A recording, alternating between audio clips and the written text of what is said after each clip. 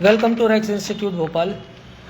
Computer hardware, network, CCNA, CCNP, Linux, Microsoft server, LCD, LED, fridge, AC, CCTV camera, किसी भी तरह की course के लिए electronic, electrical, networking, advance networking, cloud computing से related courses के लिए आप मुझे कॉल कर सकते हैं। 9893266819 मेरा नंबर है। इसके अलावा जो आजकल बैटरी वाले व्हीकल्स आ रहे हैं उनकी PCB, मेडिकल मशीनों की PCB रिपेयर करना, वेंटिलेटर हो गया, एक्सरे मशीन हो गई, इसके अलावा UPS ऑनलाइन ऑफलाइन जो भी आप सीखना चाहते हैं उसके लिए आप मुझे कॉल कर सकते हैं। रैक्स इंस्टीट्यूट भोपाल सिर्फ एक ही इंस्टीट्यूट है, कोई हमारी ब्रांच नहीं है।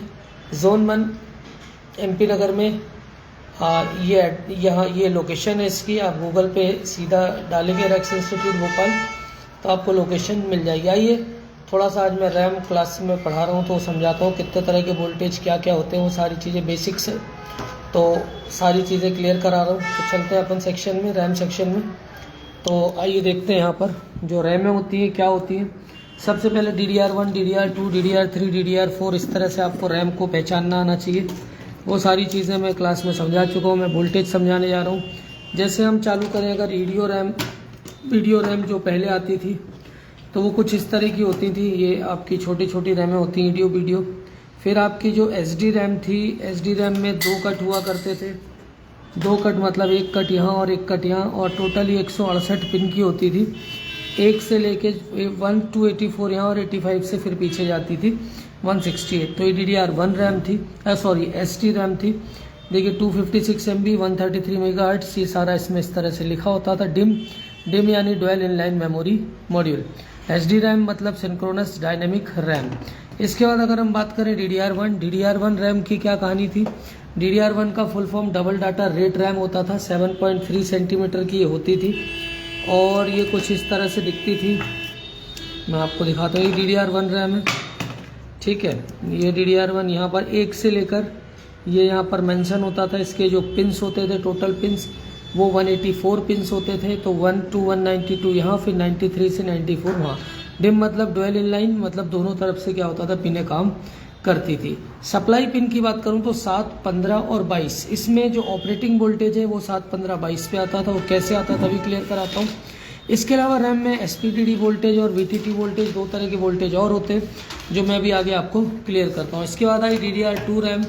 DDR2 रैम जो थी वो कुछ इस तरह की थी। ये DDR3 है, DDR2 का है। ये DDR2 रैमें थी। इनकी क्या कहानी थी, सिंगल कट होता था, स्पीड 667 मेगाहर्ट्ज़ होता था, कैपेसिटी 1 GB 2 GB ऐसे आती थी। पिंस 240 थे, 1 से लेकर 200 और 120 और 121 से फिर 240 थे।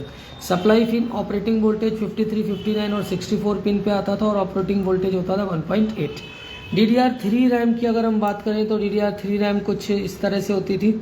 इस पर भी लिखा होता था 1 2, जो नंबरिंग होती थी यहाँ से 1 से लेकर, और फिर इसमें टोटल पिंस इसमें भी 240 होते थे।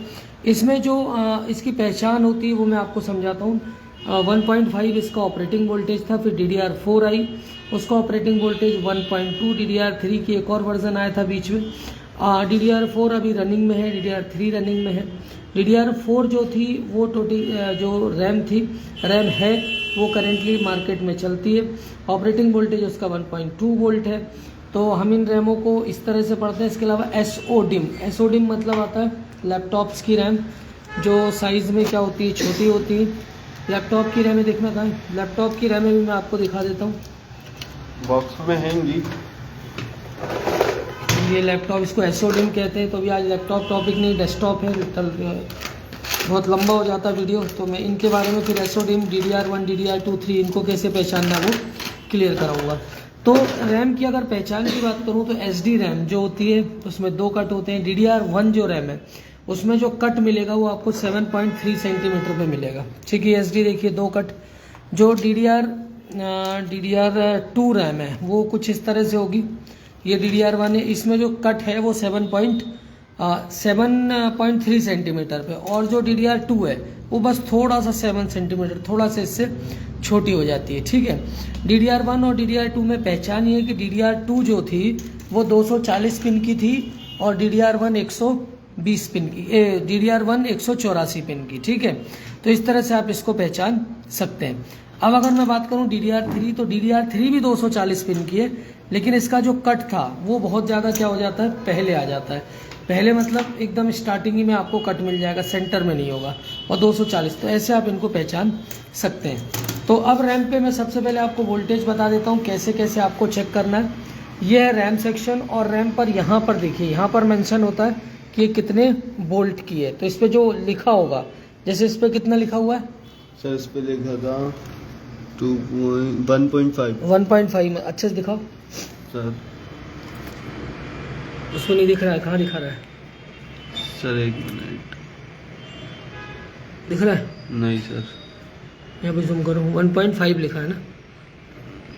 तो नहीं दिख रहा इधर।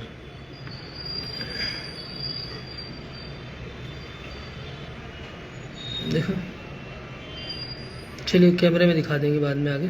तो यहाँ पर 1.5 1.8 ऐसे लिखा होता है, ठीक है। 1.5 में मतलब ये DDR3 रैम है। अब इस पे अपना सबसे पहले कैसे वोल्टेज चलते हैं वो सारी चीज़ें मैं आपको बताता हूँ कैसे काम होता है। सबसे पहले हम इसको ऑन करते हैं, पावर लगा है, ऑन करने के बाद ऑन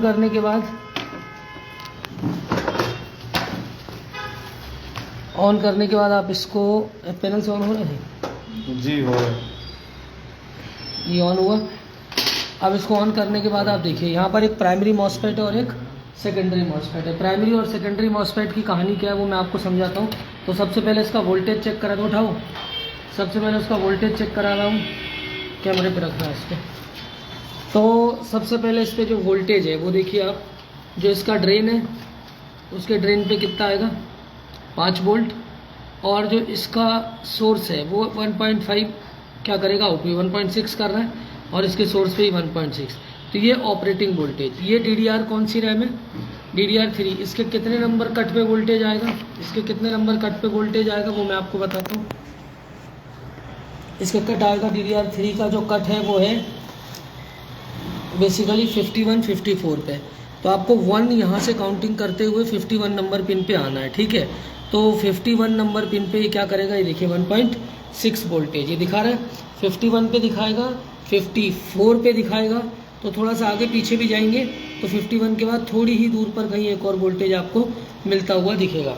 इसके बाद ये आपको मिलेगा कहाँ पर, 57 पे। तो इस तरह से आप इसको क्या कर सकते हैं, आगे जा के देख सकते हैं, ठीक है। तो इस तरह से हम पूरे इसके वोल्टेज ये देखिए मिल रहा है,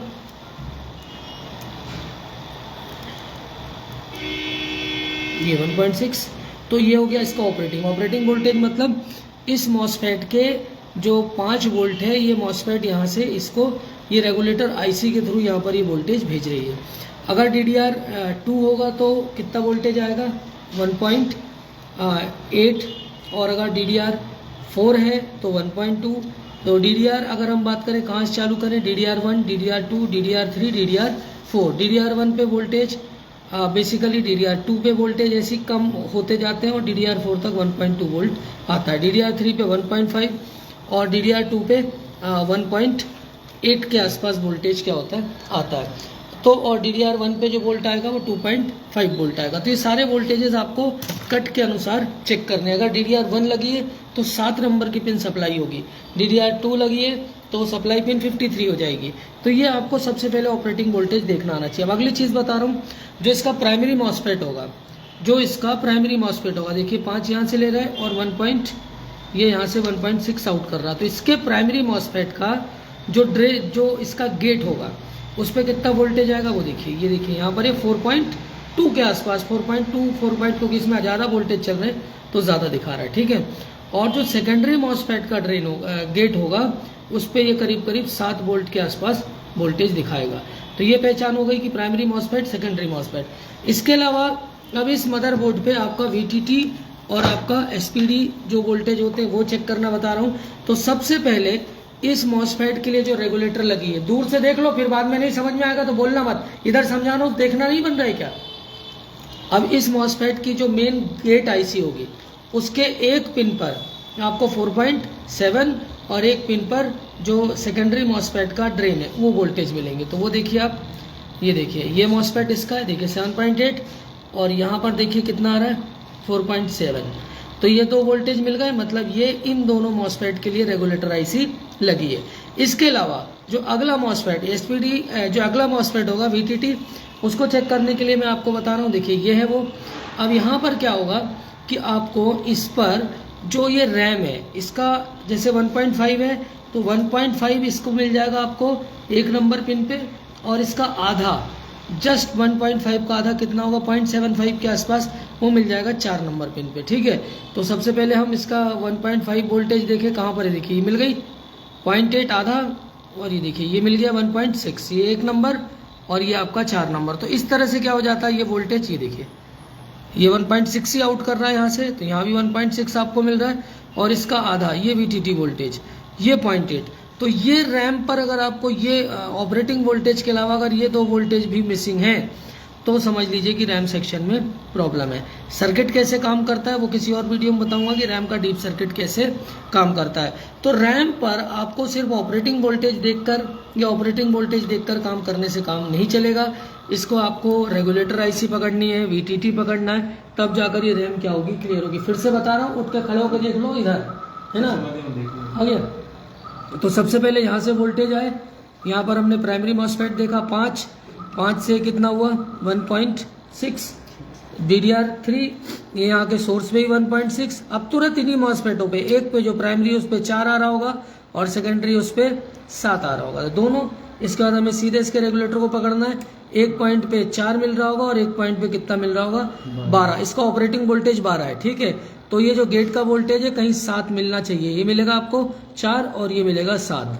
ठीक है, ये 2 वोल्टेज अगर आपको मिल गए तो मतलब ये पक्का, और इसका ऑपरेटिंग वोल्टेज मतलब 12 वोल्ट, ये कहाँ से आ रहा होगा, पीले वाले वायर से यहाँ पर पहुंच रहा होगा। इसके बाद ये 2 मिल गए आपको।